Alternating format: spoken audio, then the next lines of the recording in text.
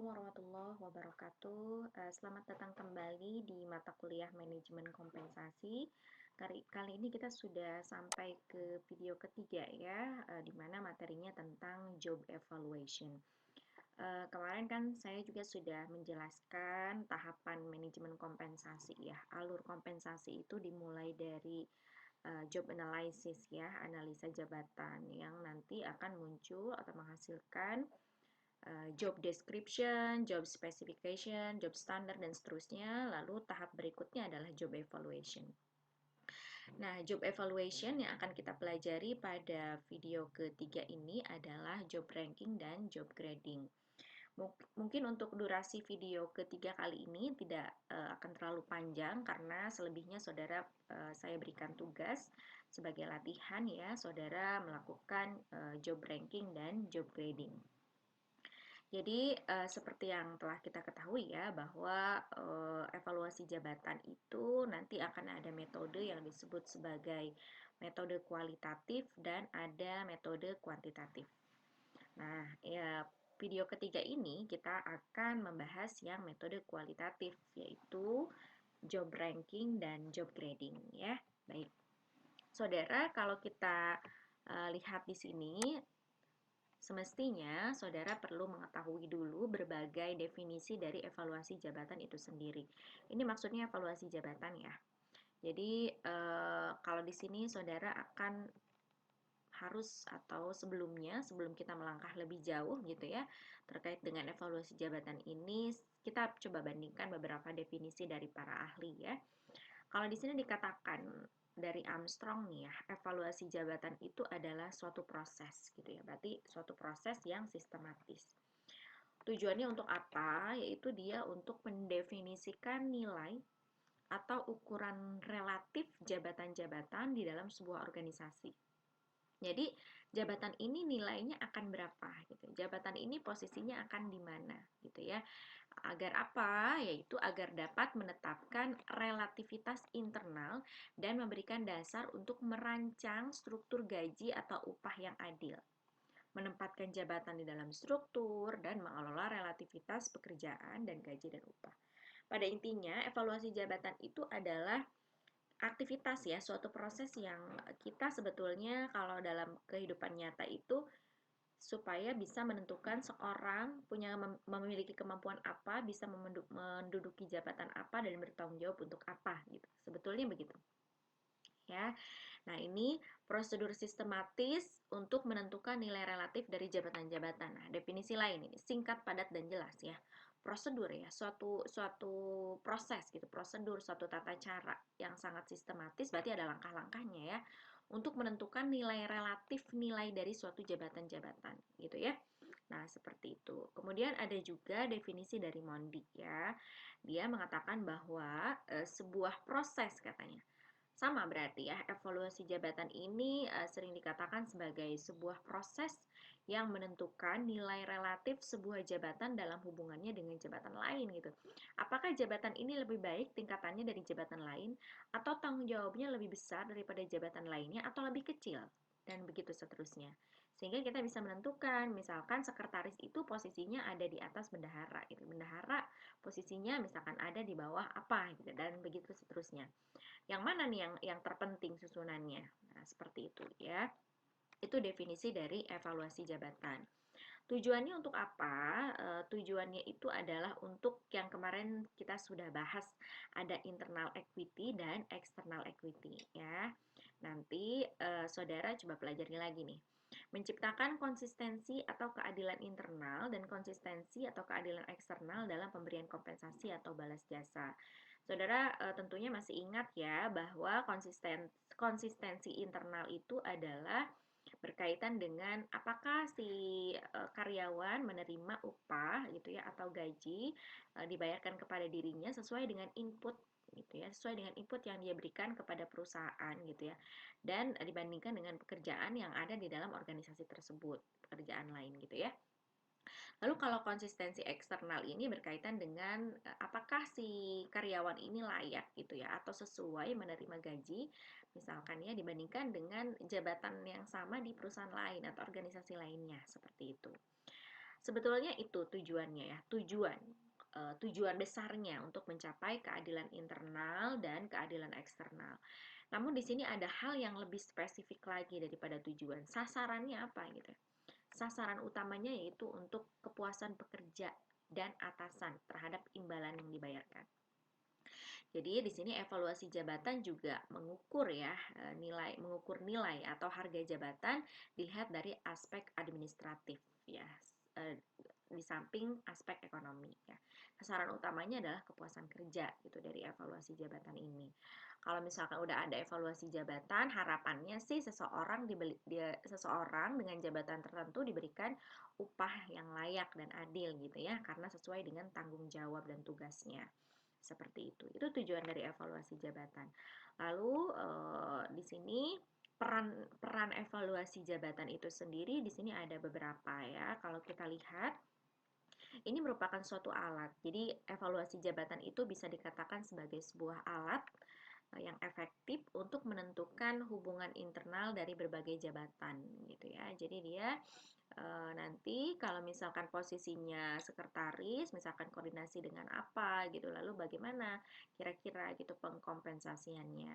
Alat untuk menentukan kebijakan pembayaran imbalan. Tentu saja, kalau kita sudah tahu posisi dia misalkan sebagai sekretaris, tugas tanggung jawabnya apa. Terus berarti sekretaris misalkan lebih besar tanggung jawabnya dari misalkan supervisor, berarti dia akan dihargai berapa dan begitu seterusnya. Sehingga evaluasi jabatan ini dikatakan sebagai alat ya. Oke, baik. Lalu juga sebagai alat untuk menentukan standar nilai jabatan ya, sehingga dapat dijadikan dasar untuk rencana pemberian insentif ya. Standar jabatan, tugas-tugas untuk jabatan itu standarnya pencapaiannya, kinerjanya sampai mana. Berarti kalau dia melebihi standar pekerjaannya ke arah yang lebih baik, maka dapat insentif gitu. Bisa jadi seperti itu ya. Nah, sekarang selanjutnya evaluasi jabatan juga sebagai alat bantu pengawasan terhadap biaya gaji dan upah. Kalau kita sudah tahu gitu ya, kita sudah menentukan, kita sudah melakukan evaluasi jabatan, kita sudah memberikan nilai-nilai terhadap jabatan tertentu. Maksudnya nilai itu si ini digaji berapa, si itu digaji berapa berdasarkan tugas tanggung jawabnya. Kalau kita sudah tahu itu, maka itu sebagai pengendalian bagi perusahaan, pengawasan. Berarti kan seharusnya misalkan gaji ada di rentang yang itu, gitu, ada di rentang yang itu. Kalau misalkan meleset jauh, oh kok tidak sesuai dengan aturan yang sudah dilakukan pada evaluasi jabatan. Nah, itu sebagai kontrol ya, atau pengawasan terhadap biaya gaji dan upah. Lalu evaluasi jabatan juga berperan dalam di sini sebagai dasar untuk menghubungkan skala pembayaran perusahaan dengan skala pembayaran perusahaan lain. Jadi kalau kita punya tingkatan gaji dan upah seperti itu, kita juga sudah bisa membandingkan atau benchmark dengan perusahaan lainnya. Apakah yang kita tentukan itu sudah mencapai external equity ya, atau konsistensi eksternal gitu. Nah, kemudian juga sebagai dasar yang adil bagi kenaikan pangkat atau promosi jabatan. Jadi kalau misalkan sudah jelas standar kerjanya atas dasar evaluasi jabatan, sudah jelas posisi seseorang itu di mana dihargai berapa, maka itu juga bisa dijadikan dasar. Gitu ya, dasar yang adil. Ini promosinya akan bagaimana, kenaikan pangkatnya akan bagaimana gitu ya. Jadi sudah jelas ya, si ini misalkan dari sekretaris akan bisa dipromosikan kemana dan seterusnya. Seperti itu. Nah, dari sekian banyak tadi pengantar yang ini, maka di sini juga saya mengelaborasi ya, mengelaborasi itu maksudnya melihat berbagai definisi dari berbagai ahli yang tadi, maka di sini dapat dikatakan bahwa pada intinya evaluasi jabatan ini adalah suatu proses menganalisis dan menilai suatu jabatan gitu ya, secara sistemik gitu. Jadi secara ada metodenya, berurutan dan begitu seterusnya. Tujuannya adalah untuk mengetahui nilai relatif bobot jabatan-jabatan dalam suatu organisasi. Jadi proses menganalisis gitu ya. Menganalisis jabatan ini tugasnya apa, tanggung jawabnya apa, berat atau enggak, kira-kira dihargai berapa, sehingga kita bisa menentukan gajinya berapa gitu ya. Tentu saja dengan mempertimbangkan yang tadi, internal equity dan external equity. Seperti itu. Itu evaluasi jabatan ya. Sekali lagi, evaluasi jabatan itu adalah merupakan suatu proses menganalisis suatu jabatan gitu ya. Sehingga kita bisa mengetahui nilai jabatan tertentu ya dalam suatu organisasi. Itu job evaluation. Nah, tujuannya secara umum adalah kalau yang tadi kan sebetulnya tujuannya adalah untuk mencapai keadilan eksternal dan internal. Kemudian sasarannya adalah untuk kepuasan kerja ya. Nah, saya elaborasi bahwa tujuan evaluasi jabatan ini sebetulnya adalah untuk mengidentifikasi pekerjaan-pekerjaan mana sih yang harus dibayar lebih tinggi daripada lainnya gitu.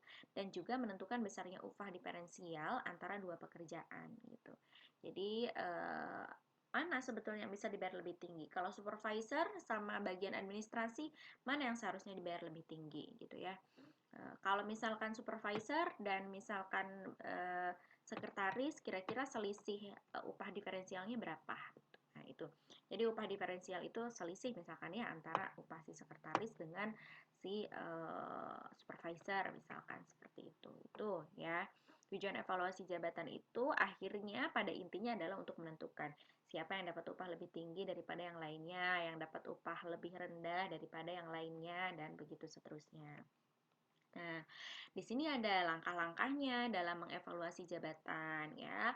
Langkah-langkah dalam mengevaluasi jabatan itu yang pertama tentu saja saudara harus collect information ya. Mengumpulkan informasi tentang jabatan tentu saja ya. Lalu diapakan setelah dikumpulkan informasinya? Ya, saudara susun sedemikian rupa informasi tersebut. Nanti saudara analisis kira-kira ini job description-nya apa, job specification-nya apa. Nah, ini langkah ini disebut sebagai job analysis atau analisis jabatan ya. Nah, saudara tentu saja saudara sudah mempelajari job description itu bagaimana prosesnya, job specification itu apa. Saya coba ingatkan kembali ya bahwa job description itu adalah deskripsi tugas dari si karyawan. Kalau job specification ini kriteria ya, kriteria minimal ya, kriteria yang harus dimiliki oleh si karyawan gitu ya. Nah, saudara nanti misalkan ini saya ada kasus nih, saudara tentukan gitu ya dari kasus ini coba bikin job desk dulu, bikin job spec maksud saya, mohon maaf. Bikin job spec lalu kemudian apa namanya menyusun dan menentukan harga-harga dari si jabatan gitu ya.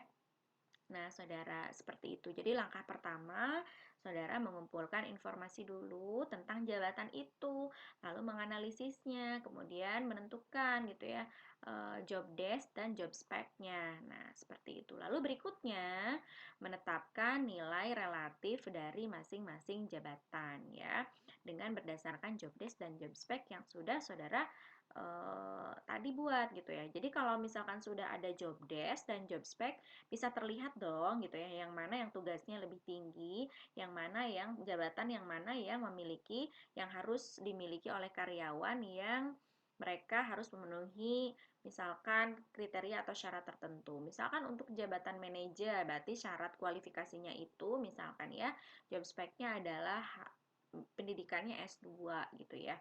Misalkan job desk-nya adalah bertanggung jawab, mengambil keputusan dan seterusnya. Nah, berarti kalau kita bandingkan dengan sekretaris yang misalkan cukup hanya S1, berarti yang mana nih jabatan yang lebih penting gitu atau yang lebih krusial tingkatannya dibandingkan dengan sekretaris? Berarti kan manajer. Misalkan seperti itu ya.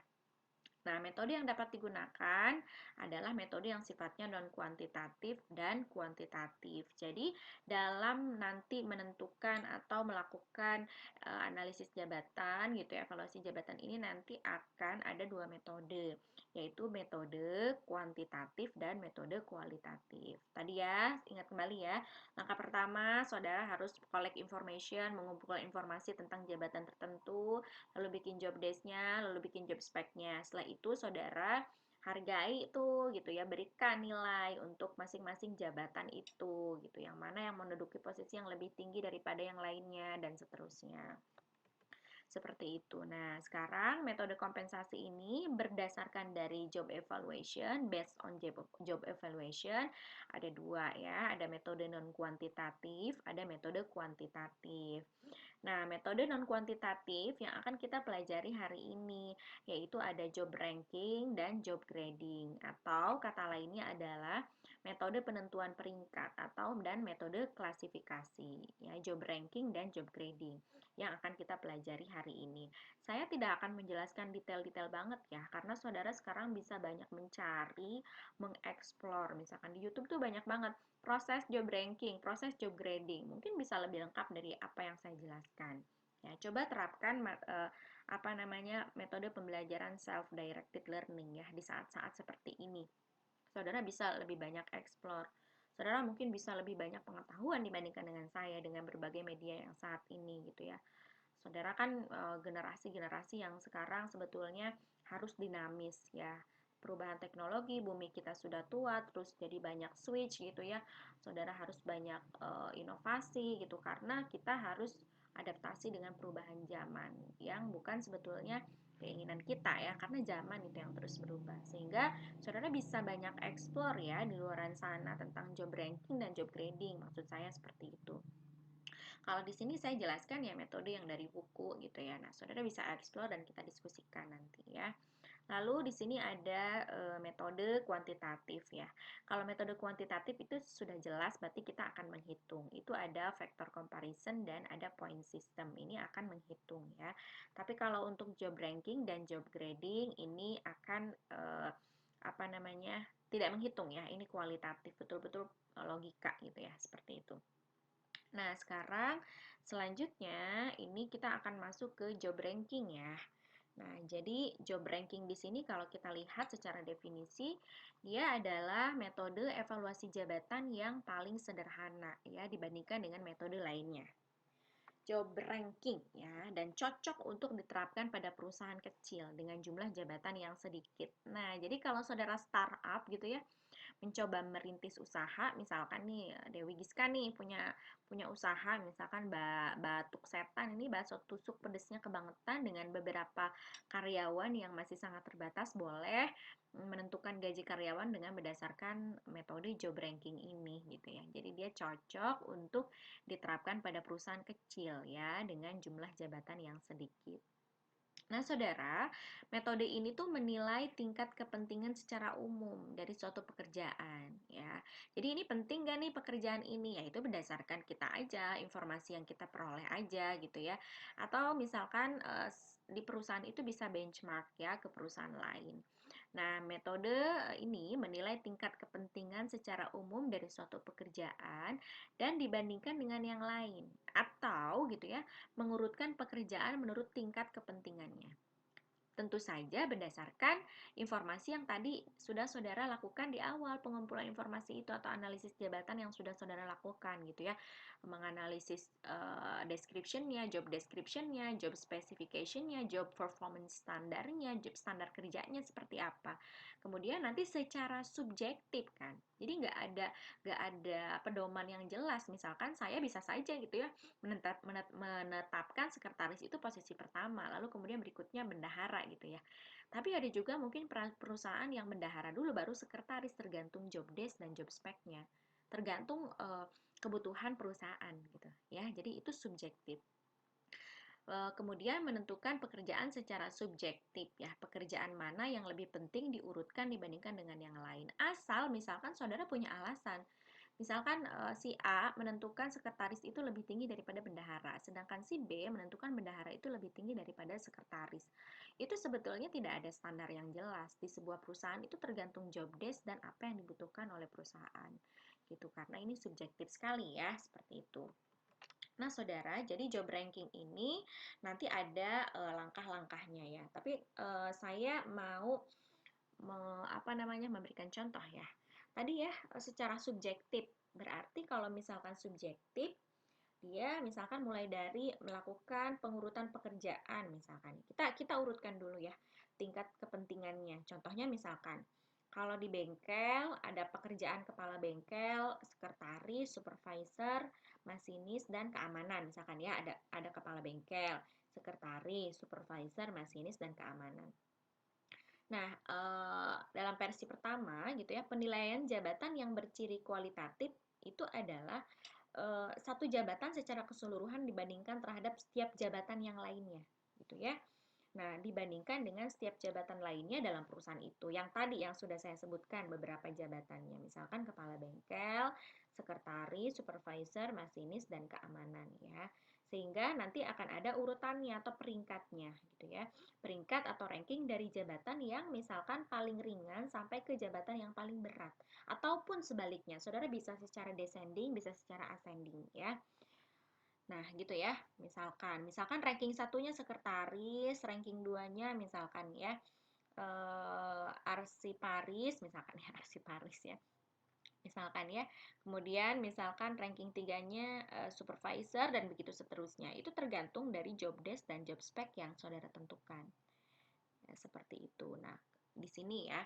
Kalau kita lihat step-stepnya sih yang pertama mengkaji informasi analisa jabatan. Tentu saja yang tadi kata saya job desk, job spec, job performance standar. Lalu menentukan peringkat tiap jabatan secara subjektif berdasarkan pada tingkat kepentingan relatif dalam perbandingan dengan pekerjaan lain. Misalkan tadi kepala bengkel lebih penting nggak dari sekretaris? Kalau lebih penting berarti dia masih di atas sekretaris. Supervisor masih lebih penting supervisor apa sekretaris ya? Jadi misalkan saudara satu-satu mengerjakannya. Kepala bengkel dulu, kepala bengkel dengan sekretaris, kepala bengkel dengan supervisor, kepala bengkel dengan masinis, kepala bengkel dengan keamanan. Lalu sekretaris. Sekretaris dengan supervisor, sekretaris dengan kepala bengkel, dan begitu seterusnya. Sehingga saudara bisa menentukan mana jabatan yang terpenting di antara lainnya. Gitu. Dari situ, kalau saudara sudah meranking, saudara berikan peringkat gitu ya. Setelah itu saudara bisa menentukan besarnya upah untuk masing-masing jabatan. Ya, berdasarkan peringkat jabatan dan hasil perbandingan sebelumnya. Setelah itu tentu saja saudara bisa menetapkan upahnya berapa di setiap jabatan itu. Secara subjektif ya sebetulnya. Dan tergantung kemampuan perusahaan. Ini contoh nih, kalau yang tadi ya, yang tadi saya kasih contoh kepala bengkel, supervisor, masinis, sekretaris, dan keamanan. Ini yang saya berikan ya kepada saudara bahwa dari beberapa jabatan yang tadi maka rankingnya seperti ini. Kepala bengkel menduduki posisi pertama, supervisor posisi kedua, dan begitu seterusnya. Lalu berarti misalkan ini sangat sederhana ya, saudara 300.000 T maksudnya apa namanya ini perkiraan saja ya, kita asumsikan seperti itu. Atau kalau nanti kan saudara harus disesuaikan dengan upah minimum kota misalkan nanti ya 300.000, 250.000, dan begitu seterusnya sampai bawah. Itu namanya job ranking ya, job ranking. Sederhana ya saudara ya, ini metode yang sangat mudah. Nah, ini contohnya untuk job ranking. Lalu kemudian kelebihannya apa? Yang pertama adalah sederhana. Saudara tinggal tentukan job desk, job spec, urutkan berdasarkan subjektivitas saudara, yang mana yang terpenting dibandingkan dengan yang lainnya. Lalu kemudian tinggal kasih gaji gitu ya berapa. Berarti kan ini sederhana, bisa cepat dan biayanya murah gitu ya. Tidak banyak rapat, tidak banyak misalkan banyak diskusi tentang ini sehingga menghabiskan sumber daya gitu ya. Ini bisa dilakukan hanya dengan hanya oleh beberapa orang, bahkan bisa oleh satu orang gitu yang berwenang gitu ya. Nah, jadi kelebihannya adalah sederhana, cepat, dan murah gitu. Sedangkan tentu saja ada kelemahan ya, banyak sekali kelemahannya tentunya karena subjektif tadi ya. Kita lihat, sangat mungkin elemen-elemen penting berbagai pekerjaan diabaikan, sedangkan item-item tidak penting justru diberi bobot terlalu besar. Ini kalau pengetahuan kita terhadap job desk dan job spec pekerjaan itu rendah ya. Jadi kalau kita menentukannya itu tidak memiliki informasi apapun gitu ya, tidak pernah punya pengetahuan apapun tentang posisi dan jabatan itu, kemudian tentang job desk dan job spec-nya, maka itu akan bisa terjadi kesalahan gitu di dalam menentukan yang mana yang terpenting dibandingkan dengan lainnya. Nah, lalu kemudian yang kelemahan berikutnya adalah ranking tersebut tidak membedakan nilai relatif di antara pekerjaan-pekerjaan gitu. Jadinya jadi sangat kurang mengakomodir ya kalau menurut saya sih seperti itu. Lalu subjektif nih tergantung penilai. Jadi kalau saudara salah menentukan nilai atau keliru gitu ya, saudara informasinya juga terbatas terkait dengan job desk dan job spec, oh ini sangat subjektif sekali. Menentukan gaji gitu ya tanpa saudara memperhatikan UMK gitu ya. Nah, itu maka dasarnya itu dulu ya. Nah, sulit untuk dilakukan pada organisasi besar dengan jumlah jabatan yang terlalu banyak. Akan kerasa kalau itu adalah perusahaan besar karena banyak sekali jabatan. Jadi bingung dong, gitu ya. Bingung siapa yang terpenting di antara yang lainnya gitu. Karena misalkan posisi apa ya? Kalau di Unjan itu ada kepala urusan gitu ya. Ada misalkan apalagi kepala urusan, kemudian kepala bagian itu mana yang terpenting gitu kan, banyak sekali, ada kabiro, kabag, ada kaur, ada apa gitu ya. Jadi saudara juga mungkin jadi bingung ya menentukannya kalau sudah perusahaan besar. Itu kelemahan dari job ranking. Nah, sekarang coba deh saudara latihan ya. Coba latihan, misalkan ini ada, nanti ini kita bahas di streaming nih untuk yang ini. Nanti saya coba bahas. Saudara kerjakan individu ya, individual. Ini latihan. Jabatan dalam organisasinya ada direktur utama, ada kepala bagian promosi, kepala bagian pajak, direktur keuangan, direktur SDM, dan supervisi produksi. Ini sebetulnya udah saya ranking ya. Tapi mungkin saja saudara punya persepsi lain ya. Yang mana yang paling tinggi? Kan misalkan nih, direktur keuangan, SDM, supervisi produk. Yang mana coba yang paling tinggi? Sedangkan posisinya bisa jadi sama gitu ya. Nah, saudara sekarang itu subjektif. Saudara tentukan ranking lalu berapa kira-kira gaji dan upahnya. Tapi kan itu berdasarkan job desk dan job spec. Makanya sebelum proses ini, seharusnya sebelumnya saudara bikin di kolomnya job desk, job spec, ranking, balas jasa.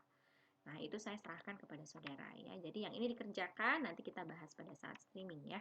Kita lanjutkan ya saudara. Ini adalah untuk job ranking. Lalu selanjutnya adalah job grading. Ini nggak akan terlalu detail juga saya jelaskan ya. Di sini job grading itu kalau bedanya, kalau yang tadi mah di ranking, kalau ini diklasifikasikan. Sebetulnya sama sih pemeringkatan, tapi ini lebih kepada digolong-golongkan dulu gitu ya. Nah, di sini ini metodenya lebih canggih lah gitu dibandingkan dengan job ranking dan merupakan perbaikan dari metode job ranking yang tadi ya. Selain itu di sini sudah terdapat ukuran nilai. Ukuran nilai adalah tingkat atau kelas jabatan. Jadi kita mengkelas-kelaskan suatu jabatan.